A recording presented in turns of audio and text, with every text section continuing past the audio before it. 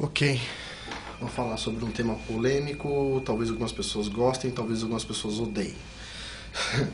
É sobre a teoria da evolução das espécies de Darwin. Eu acho muito interessante a teoria da evolução de Darwin como, assim, uma coisa tipo Big Brother. Tipo assim, totalmente inútil. E não sou só eu que digo isso, tá? Eu vou pegar algumas coisas aqui e vou mostrar pra vocês. Ah, Pergunta, né? Onde estão os avanços científicos causados pela tal dessa teoria da evolução de Darwin? O Dr. Mark Kirchner, fundador do Departamento de Biologia Sistemática da Universidade de Harvard, diz o seguinte: de fato, durante os últimos 100 anos, praticamente toda a biologia progrediu independente da teoria da evolução, exceto a própria biologia evolucionária. Ou seja, nos últimos 100 anos, essa foi uma teoria tão importante da evolução que ela não foi aplicada em nada. Ela não foi aplicada em absolutamente nada, tá? A não ser para justificar ela mesma. A biologia molecular, bioquímica, fisiologia não tiveram em conta a teoria da evolução. Não foi aplicada em absolutamente nada importante a teoria da evolução. Nada, a não ser nela mesma. Ou seja, mais modelinhos sobre a teoria da evolução. Ela não foi aplicada em nada. O Dr. Shekel escreve o seguinte no artigo The Dangers of Overselling Evolution, na Forbes Magazine, no dia 23 de fevereiro de 2009, ele escreve o seguinte: é o nosso conhecimento da operacionalidade das formas de vida e não especulações sobre a forma como elas surgiram que é essencial para os médicos veterinários e agricultores. Outra consideração dele é o seguinte: na verdade, a teoria da evolução impede o avanço científico.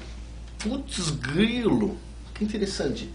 Por que então as escolas e as universidades ensinam o darwinismo de forma tão dogmática, retirando tempo à biologia experimental que tanto tem beneficiado a humanidade? Ou seja, por que você gasta um tempão ensinando o darwinismo, isso veio daquilo e assim assado, se na verdade o que é prático é conhecer anatomia, é conhecer coisas biológicas de verdade, como é que funciona o pulmão, como é que o pâncreas funciona, como está tudo isso está conectado. Por que a gente gastaria tempo de alunos de segundo grau para falar que tudo veio de uma sopa primordial e explicar o darwinismo, sendo que tem muitas coisas mais importantes e o tempo é limitado para a gente falar sobre isso? Isso é uma teoria fútil, totalmente fútil. Se ela não é usada em nada, ela na ciência ela é totalmente desnecessária. A existência dela ou não mudaria a biologia praticamente, a não ser a biologia evolucionista, ou seja, aquela que conta as historinhas. Então, se ela é tão desnecessária, por que a gente precisa ensinar para a criança? Essa é a pergunta. Já que não vamos ensinar o criacionismo, por que ensinar darwinismo? Não faz o menor sentido.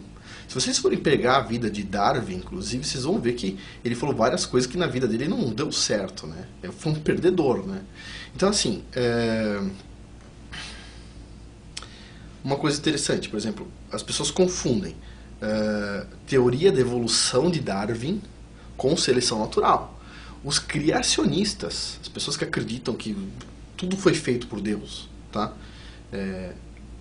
Eles também acreditam em seleção natural, ou seja, mais apto, o que se adapta melhor, mais rápido, ele vai progredir melhor. Isso é natural, tá ok? Seleção natural, ok. Isso não é darwinismo, hein? Isso não é darwinismo, não é teoria de evolução. E, te digo mais, acreditar numa sopa primordial, eu vou falar uma frase que o cientista falou, não lembro qual é, era um cientista desses muito importantes, prêmio Nobel, me fugiu da cabeça. Eu não estou fazendo muitas pesquisas aqui para fazer esses vídeos, porque eu tenho muita coisa na minha cabeça.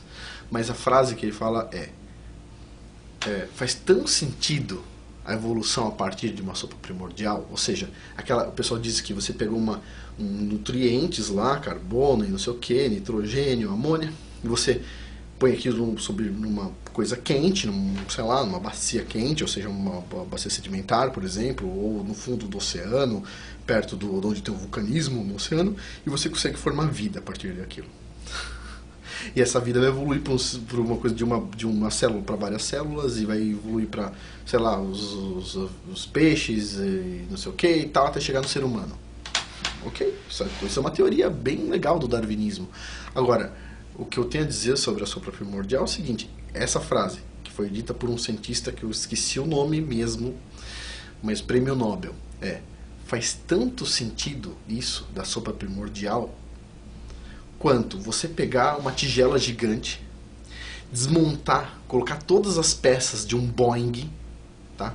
Com software, manuais, os parafusinhos pequenos de cada botãozinho, os parafusos todos de todo o cockpit, as telinhas dos cockpit, os ponteiros dos cockpit, tudo isso, asa, turbina, hélice, tudo isso dentro de uma panela, tudo desmontado, até os parafusos tudo solto, e você fica lá, ó, chacoalhando milhares de anos, ou milhões de anos, depende do ponto de vista, e aí quando você abrir, voilá, adivinha, um Boeing 747 montado, novinho, perfeito, como um ser humano. O ser humano, toda a complexidade dele, com várias coisas trabalhando junto, várias partes vivas trabalhando ao mesmo tempo, foi formado a partir de colocar uma coisa numa tigela quente, criou um ser de uma célula, multicélulas, meu, desde quando o elemento químico ganha vida assim? Não é verdade? Não faz sentido nenhum a teoria do Darwin, o darwinismo. Então, perguntam, o Pirula fala que é absurdo a escola adventista estar ensinando o criacionismo. Eu acho absurdo qualquer escola estar ensinando tanto o criacionismo quanto o darwinismo. Corta fora, desnecessário.